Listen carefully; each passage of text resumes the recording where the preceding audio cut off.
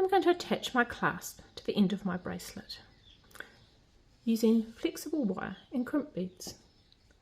First, I'm going to slide on 2 crimp beads. I always like to use 2 because it's stronger. Let them slip all the way down. Now, whether you've got a bracelet or a necklace, the biggest mistake people make is doing this with their necklace or bracelet straight. When you do it straight and you pull it very tight at the end, then you get a very stiff curve. So always with necklace and bracelets, when you're doing the crimping on the second end, curve your item. Now when it is laid flat, you may have a wee bit of wire showing, but as it curves around your wrist or your neck, it takes up the slack and sits much, much better. So I have my 2 crimp beads on. I will now slide down my parrot clasp. I'll turn the wire and I will feed it back through those 2 little beads. And if my beads on either side are large enough, it's always a good idea to pop that wire back through 1 or 2 of those beads if you can, just to take it away from the crimp beads a bit. So I'm going to come through this one. Hold your clasp, hold the end of your wire and pull. And most of the time you get almost all the way. Then you can shuffle down a little, hold firm and pull. Make sure that your clasp sits in a loop, not pulled super tight. You want it to be able to swing and move freely. And I will double check before I crimp that my bracelet sits nicely. If I'm concerned that it's a bit tight, then what I can do is just ease this all off a little bit and let there be more flex and slack in my wire.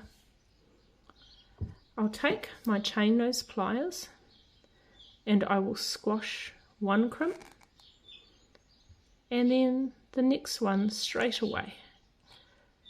See how I'm resting against my finger? That means I squash them both so they face the same way. This makes it easy for us when we're putting on a crimp cover, or if we're choosing to leave it as is, it makes it look neater and more professional. Now I'll take my cutters, my wire cutters. These are our great vintage entry-level flush cutters, nice pointy tips. Here we go. Now you'll see there's a little bit of slack showing. That's okay. It will be taken up as we come around to a curve. Now I could leave it just like this, but what I'm going to choose to do is finish the ends off with a crimp bead cover. So you can see on this bracelet, I've designed these to go together, by the way, to wear them together. There is not just 2 flat crimps, it's like a little bead at the end. To do this, I'll take my crimping pliers. Now my whole 20 years of beading, I've only ever used my chain nose pliers to squash crimps with. I just use my crimping pliers to attach my crimp bead covers, which didn't even exist when I first started beading. But the grooves in your crimping pliers actually make this a lot easier. It's pretty tricky to do this with your plain old chain nose pliers.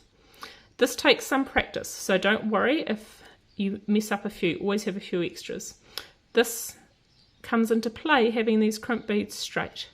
So now I'm going to put that over carefully and very gently squash that bead together. You can see it's gone slightly skew-iff, but that's okay. I can just gently, with the curved roundness of these crimping pliers, squash it into place. And then I have a nice neat finish at the end. Let's see the difference between the two. Just crimp beads and crimp cover.